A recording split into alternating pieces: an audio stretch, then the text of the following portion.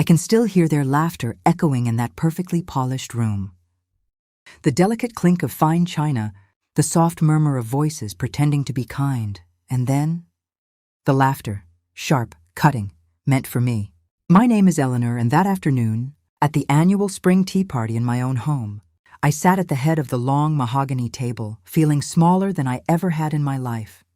The women around me were dressed in soft pastels and pearls, the same circle I had tried so hard to belong to for 8 years, my husband's world. The world I had quietly helped build with late nights, sacrifices, and every ounce of love I had. "Darling, tell us again how you two met," cooed Vivian, my husband's closest friend's wife, her smile dripping with false sweetness. "Was it at that little cafe you used to work at?" The table erupted in polite giggles. Someone whispered, just loud enough for me to hear. Bless her heart. Still trying to fit in after all this time? I forced a smile, my fingers tightening around the handle of my teacup until I thought the porcelain might crack. My cheeks burned.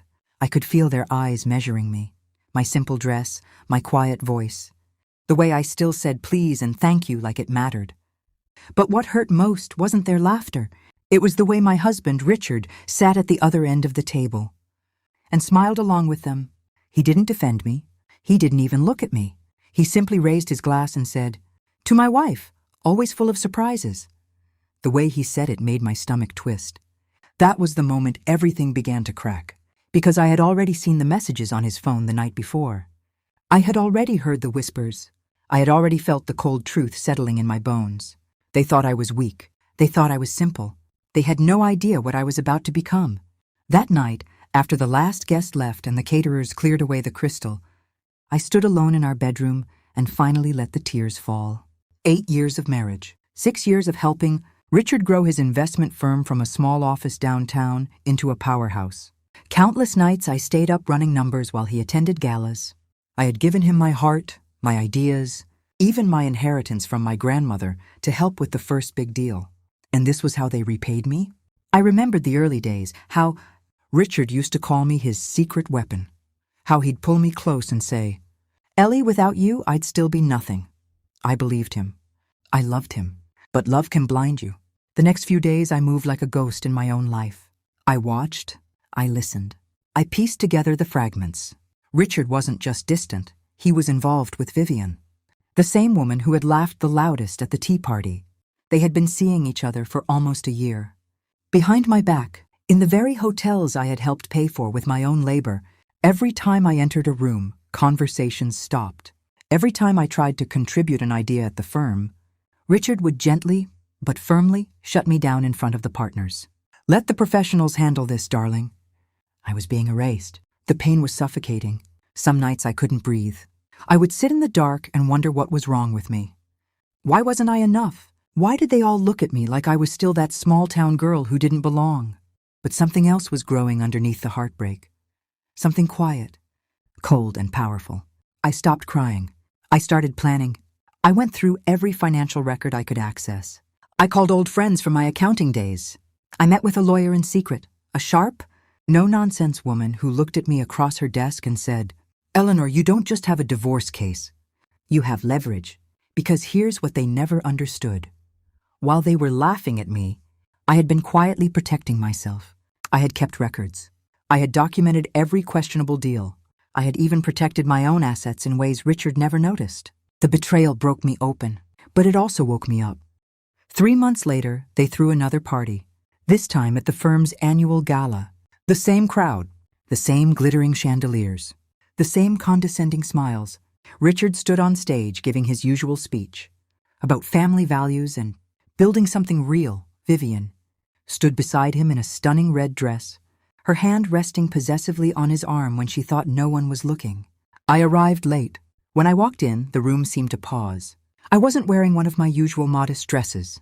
I wore a deep emerald gown that made me feel like the woman I had forgotten I could be. My head was high. My eyes were clear. Richard's smile faltered when he saw me. I walked straight to the stage, microphone in hand. The room went silent. "Good evening," I said, my voice steady but full of quiet fire. "Most of you know me as Richard's quiet wife, the one who doesn't quite fit in, the one you laughed at over tea." I looked directly at Vivian. But today, I want to share some truths. I played the recordings, the private conversations, the financial discrepancies, the proof of the affair, the evidence that several major deals had been built on shady foundations. Richard had hidden from the board and from me. Gasps rippled through the crowd. Phones came out. People started whispering. Richard's face went pale. Vivian tried to slip away, but the crowd had already turned. "I loved you," I said, looking straight at my husband for the last time. "I gave you everything, and you chose to humiliate me. But here's what you forgot. The quiet ones always see everything." Security escorted them both out moments later. The board called an emergency meeting that very night. By morning, Richard was removed as CEO. The firm I had helped build was now under new leadership. Leadership that included me as a major shareholder with a seat at the table. Vivian's husband filed for divorce the following week. Their perfect world shattered in a single evening. As for me, I sold my shares 6 months later for more than enough to start over.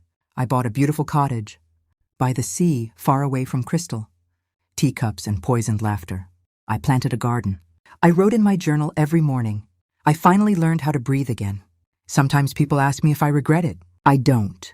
They laughed at me when I was at my lowest. But that laughter became the fuel that helped me rise. If you're watching this and someone is making you feel small, remember this: your silence is not weakness. Your pain is not the end of your story.